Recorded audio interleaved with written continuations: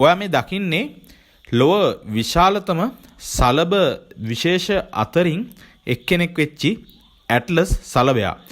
Atlas සලබයාගේ එක් උපවිශේෂයක් තමයි Lanka Atlas සලබයා කියන්නේ.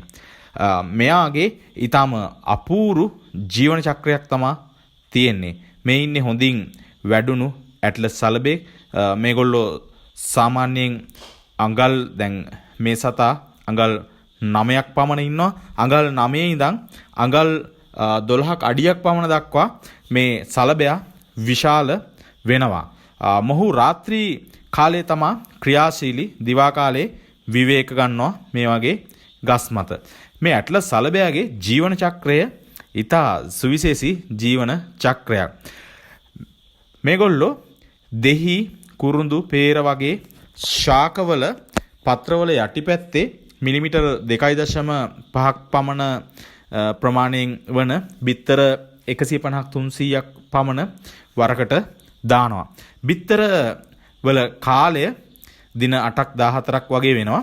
ඊට පස්සේ මේ සුවිශේෂම කාලය ජීවන චක්‍රයේ දලඹුවා විදිහට ගත කරන කාලය.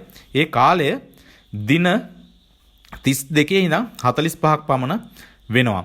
ඉතින් මේ කාලෙදී දලඹුවා සෙන්ටිමීටර් 11.5ක් පමණ වර්ධනය වෙනවා. මේ කාලේ තමයි මේ සත්තු මේ අවදියේ තමයි හොඳට ආහාර අරගෙන ශක්තිය ලබා ගන්නෙ.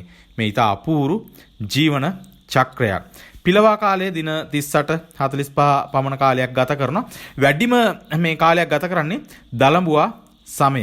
ඊට පස්සේ මේ සලබයා බවට පත් වුණාට පස්සේ බොහොම පොඩි කාලයක් තමයි ජීවත් වෙන්නේ. දින 14කට අඩු කාලයක්.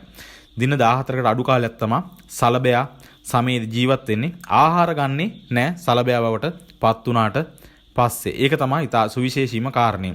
අර දලඹුවා සමයේදී ඉතා හොඳින් ආහාර ගන්නවා. ඒ ගත්ත ආහාර වල මේද තැම්පත් කරගෙන ඒ වගේන් තමයි මේ කාලෙදී ජීවත් වෙනවා කියලා කියන්නේ. ඉතින් මේ සලබයාට මේ ඇට්ලස් කියන නම හැදිලා තියෙන ආකාරය තමයි අපූරු. ග්‍රීක ජනශ්‍රුතියේ එන චරිතයක් තමයි දෙවි කෙනෙක් තමයි ඇට්ලස් කියන්නේ. ඔලිම්පස් දෙවිවරුන්ට එරෙහිව ටයිටන් වරුන් යුද්ධයක් කරනවා. මේ යුද්ධයේදී නායකයෙක් විදිහට කටයුතු කරනවා මේ ඇට්ලස්. ඊට පස්සේ ටයිටන් වරු යුද්ධෙන් පරාජය වුණාට පස්සේ සියුස් විසින් සදාකාලික දඬුවමක් නියම කරනවා ඇට්ලස්ට. ඒ තමයි අහස එහෙම නැත්නම් ස්වර්ගයේ සිය උරහිස් මත දරා සිටීම. තවත් තැනක මේක කියනවා ඇට්ලස් විසින් පෘථිවි ගෝලය දරාගෙන ඉන්නවා කියලා. නමුත් නිවැරදි මතය බවට පත් වෙන්නේ ස්වර්ගයේ සිය උරහිසේ දරාගෙන සිටිනවා කියන එක. ඉතින් මේ සදාකාලික දඬුවම විඳ දරා ගැනීම සහ සදාකාලික විඳවීම තමයි ඇට්ලස්ගෙන් සංකේතවත් වෙන්නේ. ඉතින් එහෙම තමයි මේ ඇට්ලස් පිළිබඳව ග්‍රීක ජනශ්‍රුතියේ ජන සාහිත්‍යයේ සඳහන් වෙන්නේ. ඒ සදාකාලික විඳ දරා ගැනීම විඳවීම පදනම්ව තමයි මේ ඇට්ලස්ගේ නම මේ සලබයාට දාලා තියෙන්නේ. එක් පැත්තකින් අර විශාලත්වයත් බලපාලා තියෙනවා. ඒ වගේම තමයි අර සදාකාලික විඳ ගැනීම. මේ දෙක පදනම්ව තමයි ඇට්ලස් යන නම මේ සලබයාට දැනුණක් දාලා තියෙනවා කියලා සඳහන් වෙන්නේ.